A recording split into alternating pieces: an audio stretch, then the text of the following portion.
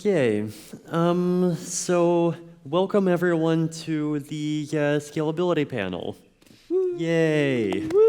Scalability! Yeah, so Karl, I know I'm kind of a total noob to cryptocurrency, but just help me understand one thing, right? So you have blockchains like present-day Bitcoin and Ethereum, which are completely and totally unscalable because every node has to process and verify every transaction and all the data. And then you also have systems like BitTorrent, which are extremely scalable because, obviously not every computer downloads every single file.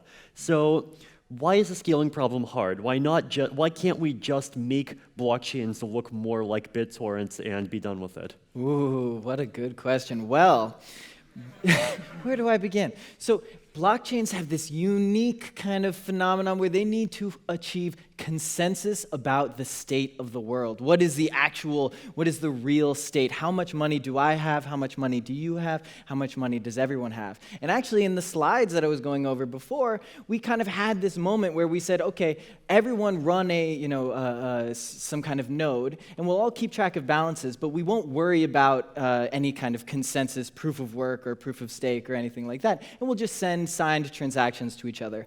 But then we find we get a problem, and that problem is the double spend problem. So I might send you a signed transaction saying I give you my $10, but then I'll send that same signed transaction to someone else saying I give them $10. And what that means is those two people, while they don't have to download every transaction, but they will come into inconsistent views of the world. So we need to create these consensus mechanisms. So the way that we do this is we say, okay, let's use proof of work to create a long list of transactions and build blocks, and there's a whole area around these consensus protocols, and we'll just run every transaction from every node on every node. So this is what we have today with scaling or with Ethereum and Bitcoin. But the problem is that's limited by each node's capacity, right? So if I can only process 15 transactions per second because I have a laptop,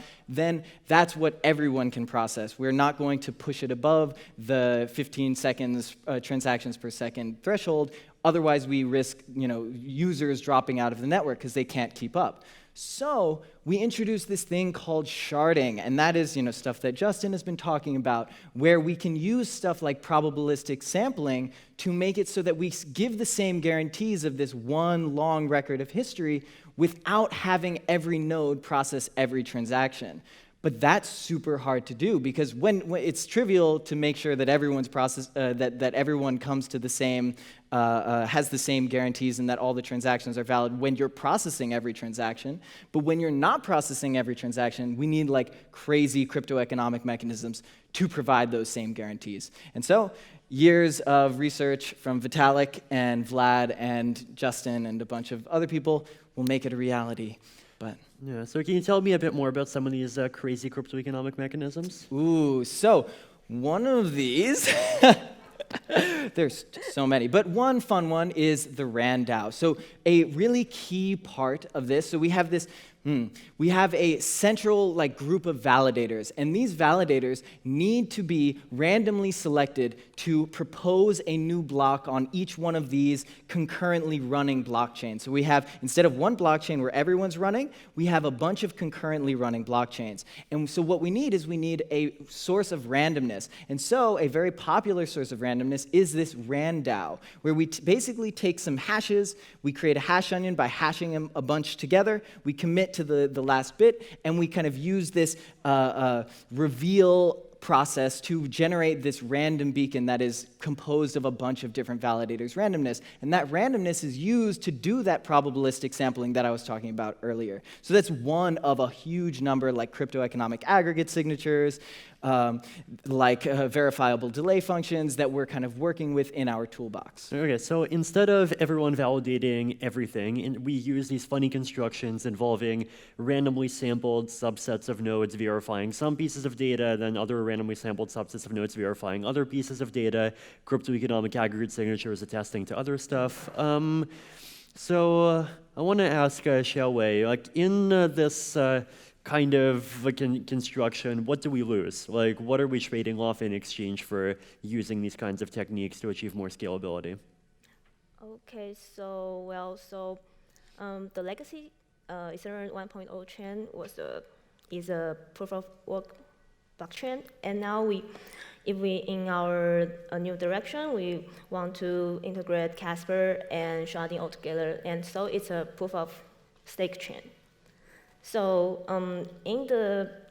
with the Casper FFG, we are under the threshold security assumption. So that probably will be some risky condition for the proof of stake chain. And also, if we want to transfer a transaction from shard1 to another shard from shard2, so it will be some delay between the transaction instead of you only just transfer your Ether in one shot. So if we want to do those kind of the cross-shard transactions, we will have some extra mechanism to give more security guarantee of the no matter which the asynchronous cross-shard transaction or the synchronous cross-shard transactions. So I think that will certainly worsen the user experience of developers. That's what we are really hard to working on this, to find a way to make the developers happier. Yeah.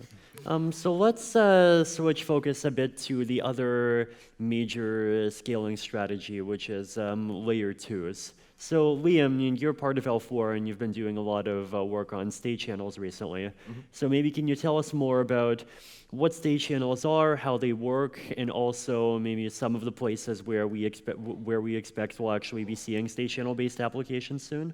Yeah, all right. So I guess, yeah, so tiny bit of background is kind of like why I'm interested in state channels. When I first kind of came to the space, I wanted to actually start building actual applications that everyday people could use and that you'd actually put in the phone and have a user actually just click buttons and make it fast and intuitive, just like a regular web app. This is the kind of stuff that we were promised with Web3. But in reality, that's not what we had at all. We had to like download this extra app and then send a transaction every time you wanted to do any like interaction at all. And it was not intuitive in any way. You had to just like sign this like blob, and then that was somehow like you were like buying something, or you were trading some state, or you like some bizarre thing was happening that you had no intuition around because you're stuck to this weird UI. So I was interested. Okay, well, how do you make it fast and instant? Not necessarily like faster and like cheaper, but literally free and instant. And so I was introduced to the concept of state channels from this guy Jeff Coleman, who's been around in the space for quite a long time and kind of coined the term back in 2015 and was kind of shocked that it hadn't been done yet. And so what is it? So basically state channels, if you're familiar with payment channels, it's this technique where two or three or multiple parties, they put up some money into an escrow contract effectively, so it requires all of their signatures to take it back out. And then what they do is they agree off-chain without actually going on-chain to the balances that they actually have amongst each other that they want to, at a later date, take that money and pay it out again. So for example, two people put in 5 ETH each, they off-chain change that to be like 4.6, 7.3, 8.2, whatever, do that as many times as they want, doesn't matter because it's off-chain. And then at a later date, they submit the latest signed copy and take the money out. So that's a payment channel. A state channel is not that much more complicated. Basically, the idea is that instead of updating some payment amount, you're updating arbitrary state. And you still have a sequence number, like is the first or the second or the third or the fourth copy. And every time you want to update your state, you just sign the next version of it. And the great part about this is that this state can be the state of any arbitrary smart contract. It could be, I don't know, it could be a CryptoKitty battle arena if you want, updating the moves that each player makes. And as long as each person sign off at each step, then you have the ability to, at a later date, submit that back on chain and figure out what the final state is that purports to the final amount that you want to distribute. So it's very useful because specifically, like I was saying earlier, it's free and instant, which is what users of actual applications are used to. You just click the button and it just works. You don't have to think about any weird UIs. And in fact, better than that, application developers can build their own UIs on top of that without having to go into a weird private shell where your private keys are stored, like MetaMask or something like that, which is great for usability, which means we can actually build real apps. So that's why I'm very fascinated by it. And yeah, so I've been working on building stuff, tooling around state channels, a framework so that dApp developers can actually write their dApp in a very intuitive, dead simple way, taking into account the technique, because unfortunately, once you get into the weeds, as with all these scalability solutions, it's fairly complicated. We're trying to make a dead simple framework for those people so that they can build their dApps and put them on mainnet, and we can get more cool stuff on chain. So yeah, that's kind of what we're doing now. Okay. So Heiko, I mean, you've been working on Ryden for a long time, trying to make payment networks out of state channels. I mean, can you tell us what have been some of the challenges with that? When will I be able to use an Ethereum-based state channel network to pay for a coffee? What are some of the other interesting things that you can do with payment channel networks? Yeah, indeed. I think it was started almost 2 years ago. It was inspired by the Bitcoin Lightning Network, but it's supposed to work with ERC20 and other tokens on the Ethereum chain and without the drama. Why does it take so long? Because it's quite complicated technology. I think we can agree on that, and there's also quite some engineering effort involved. So we set out to build something that can actually be used, can be used in a mobile phone, can be used in IoT devices. You download it, it works, and that's some steps beyond just building a protocol and a smart contract platform. But for your question, we hope that we have something on the main chain within the next 2 months. Mm-hmm. Okay. So state channels are not the only layer 2 scaling technology, as I've been led to believe, and there's this other funny thing people keep talking about called plasma. Maybe Karl, can you talk a bit more about what plasma is and how plasma is different from state channels? Sure. So the state channel description that we just heard is a bunch of people get together and they form some kind of unanimous agreement that they're going to, some escrow contract, and then they start signing and sending messages. Before you continue, do state channels have to involve unanimous agreement? Yes, Vlad Zamfir. No, I just follow Vitalik's definitions. Maybe too much. I should fight Vitalik more.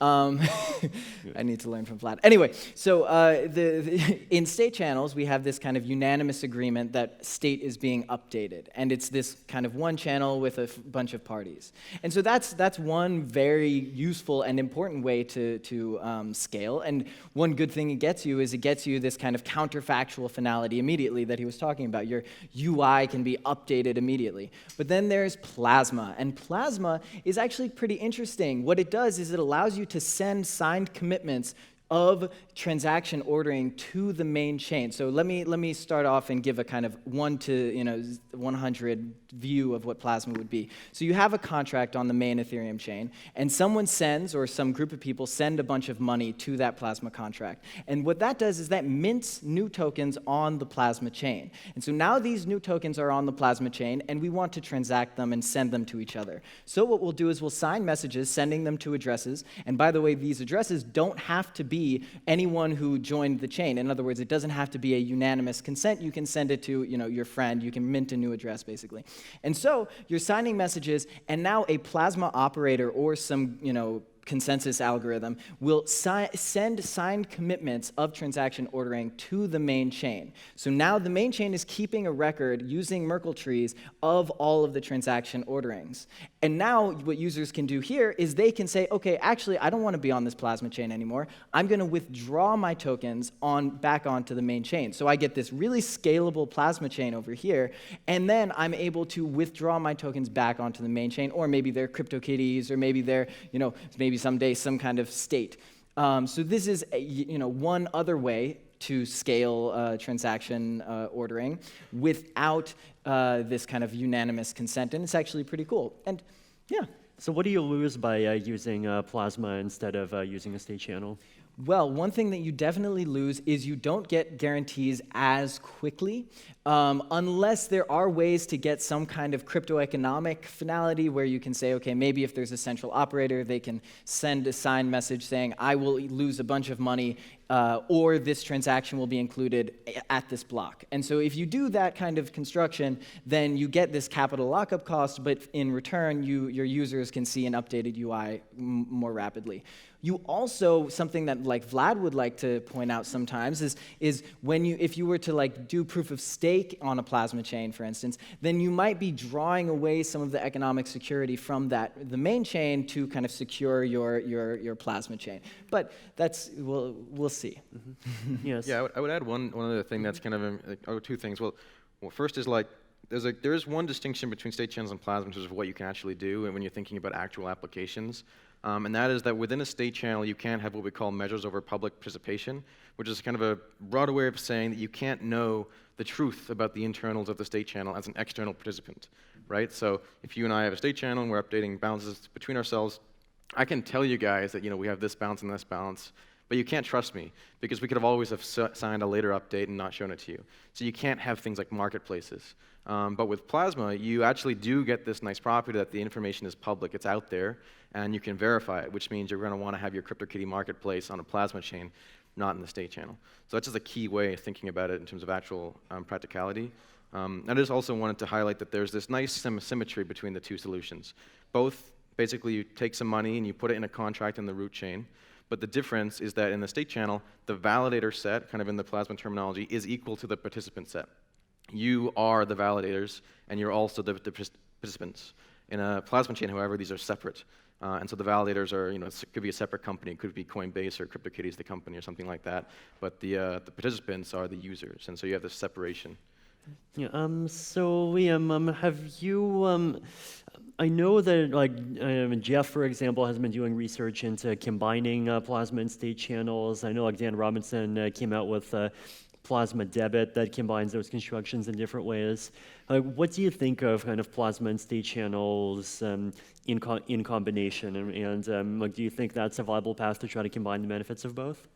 So it depends on which layer. I think on the actual implementation of the protocol, I don't think we've yet discovered like a unanimous protocol that has everything in one API, but I think that they definitely are fully combinable in the sense that you're going to want to have a Plasma chain where, on the Plasma chain you have a state channel to either another Plasma chain or in the same Plasma chain or to the root chain, which means that you have kind of a state deposit, some money on the Plasma chain and money on the root chain, and you can actually update between the two.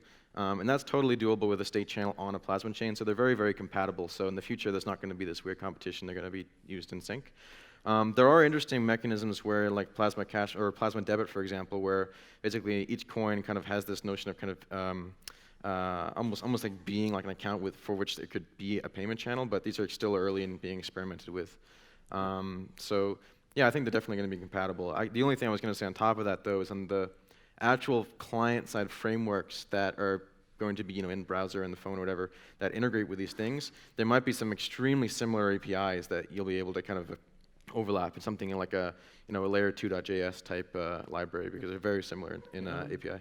Heiko, have you had any thoughts about integrating elements of Plasma into Ryden? Actually, yes, we published a blog post I think a month ago, how they could go together.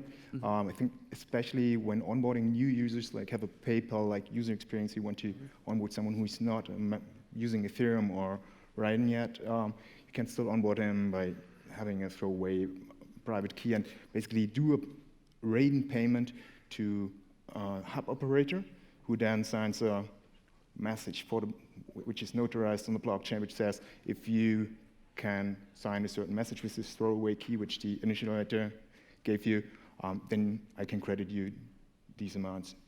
So that goes together. Yeah. So also, Heiko, I know that going from base chain applications to layer 2 systems, including Ryden, including Plasma and other channel applications, does require it requires some fundamentally new concepts on the development side, right? So, for example, users have to log in once in a while in order to maintain their security. Users have to be able to pass off-chain messages between each other, which is not something that present Ethereum clients really support. So, how have you been handling some of those challenges, and are there any others? Yeah, actually, we're building two things. One is the payment channel protocol, and the smart contracts for that. And then we're building infrastructure. Infrastructure supports messaging, pathfinding, monitoring, or what shall we call them. And that's actually two different things. You can use the one without the other. When I mentioned that there's a lot of engineering effort going into that, most of that is going into this infrastructure layer which makes this system usable. Okay. And just a note on the Plasma state channels. In fact, there's a Plasma implementers call, and one of the people at L4 is on that call. And our last call, we actually discussed a lot of integrations between those two things. So Yeah, Hsiao, you've been starting to or trying to implement the sharding stuff inside of the Python clients, right? Yes. So what do you think are some of the kind of key development challenges that are specific to sharding? Well, do you mean the user of the development or my? The challenges involved in building Building sharding clients to start off. Okay. So at first that the protocol layers, we don't want to change everything at one time at the first one. So now we separate the sharding roadmap to separate phases. That can make us to make we don't do everything at one time and make the whole system broken. And also that's we leave the state engine stuff to phase 2. That's why now the phase 1 sharding chains are just the data layer, as Justin mentioned. So that gave us some time to figure out the harder problem to phase 2 and provide the usable shard chain for phase 1. What about peer-to-peer networking? Oh, yes. So since all the validators they are being pseudo-randomly sampled from the same shard validator pool. So the validators, they don't know they don't really know that when will they be sampled to responsible to verify some specific shard at which time, when. So so they have to do we call the shuffle between the different shards. So if I am a validator, I have to shuffle from shard 1 to shard 2 in a very short time. So that's a new challenge for the P2P network because now the Ethereum sharding, Ethereum 1.0 client, we use the P2P, and the topology might be very suitable for the sharding clients, as we want to do the shuffling. So now the research and implementator, we are working on some research, like using some gossip layers between above the shard clients. So they can just switch from different gossip topic instead of rebuild a whole transport layer peers pools. So Karl, as I understand, sharding and layer 2 solutions are mortal enemies, and you, Hsiao, and Justin on one side, and Liam, Jeff, and Shunji on the other, and Heiko on the other side are locked in mortal combat, and neither can live while the other survives. Is that correct? yes. No. So actually, I exist in the weird middle ground between these two because I'm a big fan of everything. And so the connection that is very, very clear is that layer 2 provides things that layer 1 is just not going to ever be able to provide in some ways. So like counterfactual finality that comes instantly, right? That is something that wouldn't make sense on the main chain because we have blocks and we have this kind of security. However, what the main chain scaling can do is it can work in combination with these technologies, basically tools that you use to build on top. So as we take the main chain and we go from just one Ethereum chain to, let's say, 100 shards, we're going to expand the transaction throughput significantly. And so that means that opening a channel becomes much less costly when you're sending your money to this escrow contract, or commitments in a plasma chain. The price of those get reduced massively. So what we want to see is this like really strong main chain that is able to handle a whole lot of throughput and important transactions that give security, as good security as possible in the most reasonable way possible. And then people building on top of that, core infrastructure in interesting ways, providing counterfactual finality, providing, way more transaction throughput for a particular application. So there are definitely synergies between them, and we'll see how it plays out. Yeah, the way I've kind of looked at it is like we're kind of doing a rewrite of the financial system, right? And so like all of these things need to be like added on, but from like a solid base. So we started with like, you know, having a blockchain that works, great, but now we need to add on all the other layers, right? And everything, you know, gets us to the point where we'll have something more like what we have today, where like, you know, your state channel is kind of like just like passing cash to somebody or something like that. But to get to that level, we have to add on all these extra components, and they're going to all add up. But we started from the bottom, so now we just like keep going. Yeah. Okay, let's talk a bit about use cases. So let's say that I am the head of some like small country's central bank, but my CTO is a crazy crypto anarchist tech geek, and he is demanding that the state-backed cryptocurrency that I'm going to build must be based on a public blockchain. However, I am concerned about scalability. Given all of these technologies and given all of their roadmaps and when we can expect all of this stuff to be live, what would you say my scalability strategy should be? I personally think that they should create a plasma chain with a central operator, maybe using plasma debit, definitely layering on top of that plasma chain state channels so that the users can actually get some kind of instant confirmations, and scale up from there. William? Yeah, I think this really depends. I mean, the problem with the industry right now is there's so many like people that don't quite know why it is that they want to use this technology in the first place. So like the first thing is like define exactly why you're using it, what value do you want to get out of it, and then figure out the constraints. There's some of these solutions each kind of, until they're all just layered on naturally with a nice layer 2JS thing that you don't have to think about, they each provide different kind of benefits. State channels, everything will be instant and fast, and you can build it, today, right? It's not like you need state channels to be released to do something quick and dirty. It works right now. You just have to write a contract with a function that accepts like a state proof, and that works. But the framework will make it much easier. But for Plasma is not really live yet. There's some demos out there. So if you want to like go to your boss and say, hey, I'm going to use Plasma, he's going to be like, hold on a second, like, is it actually on mainnet? Can I use it? And it's getting there. But for state channels, you can do something like that right now. So definitely you should be thinking about that.